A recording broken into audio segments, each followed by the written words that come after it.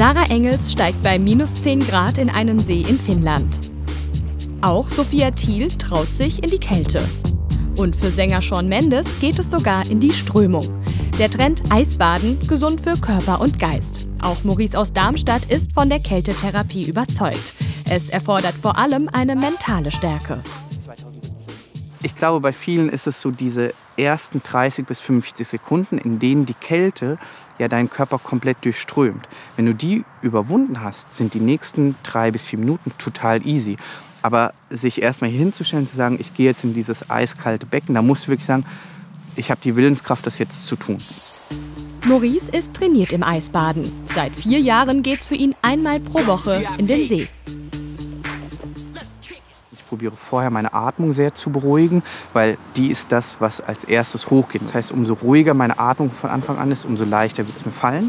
Ich laufe dann wirklich rein, habe so meine Höhe ungefähr hier in der Mitte meines Oberschenkels, wo ich weiß, wenn ich mich jetzt hinsetze, ist bis zum Hals bin ich dann im Wasser. Und dann konzentriere ich mich ganz stark auf meine Füße und auf meine Hände. Weil die werden als erstes kalt, weil der Körper die ja nicht so sehr braucht wie die Organe. Das heißt, da zieht er als erstes das Blut raus. Und dann sage ich mir im Kopf wirklich, die Füße sind gar nicht so kalt. Das funktioniert schon.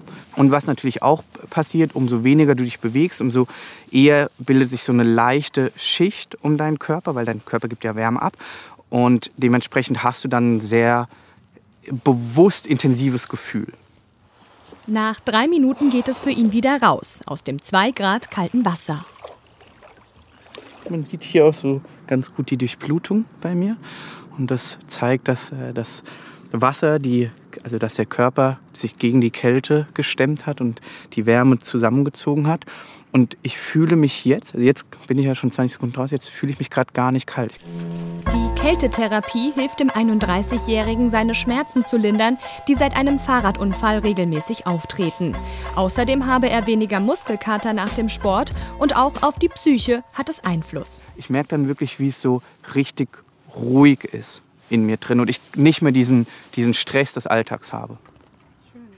Der Körper reagiert mit einer Art Schock auf die extreme Kälte. Das kann positive Effekte haben, so Hausarzt Thilo Hanfstingel. Ein verschnellerter Herzschlag ist gut, wenn sich die Adern bewegen und dann nachher dann auch wieder loslassen, ist gut. Und wenn sie mal schnell atmen, ist es auch gut für die Lunge. Und über diese Effekte ist es ja ganz sicher, dass es für den Körper einen gewissen Trainingseffekt hat. Was dem Kaltwasserbaden nachgesagt wird und wo es auch Hinweise gibt in Studien, ist, dass die Schmerzempfindung positiv beeinflusst wird. Das ist gezeigt worden für entzündliche Erkrankungen, also wirklich rheumatoide Arthritis. Und aber auch für Schmerzerkrankungen, wo keine Entzündung im Hintergrund steht, wie zum Beispiel die Fibromyalgie. Also Schmerzpatienten profitieren davon, ganz unbestritten.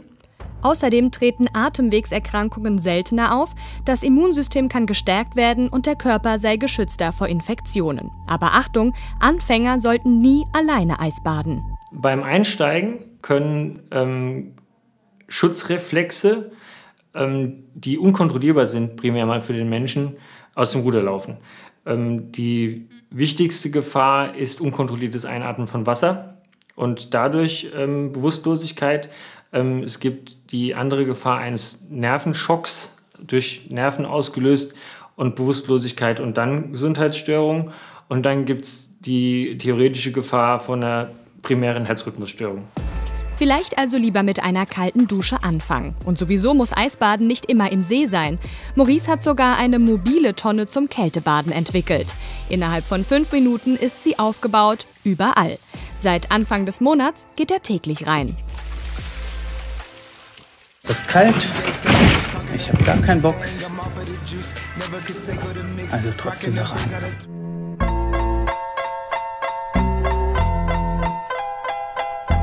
Wer Lust aufs Nachmachen hat, für den hat Maurice einen Tipp. Macht es zu zweit. Alleine in ein kaltes Becken zu steigen, ist viel, viel schwieriger, als wenn man in der Gruppe sich mental unterstützt.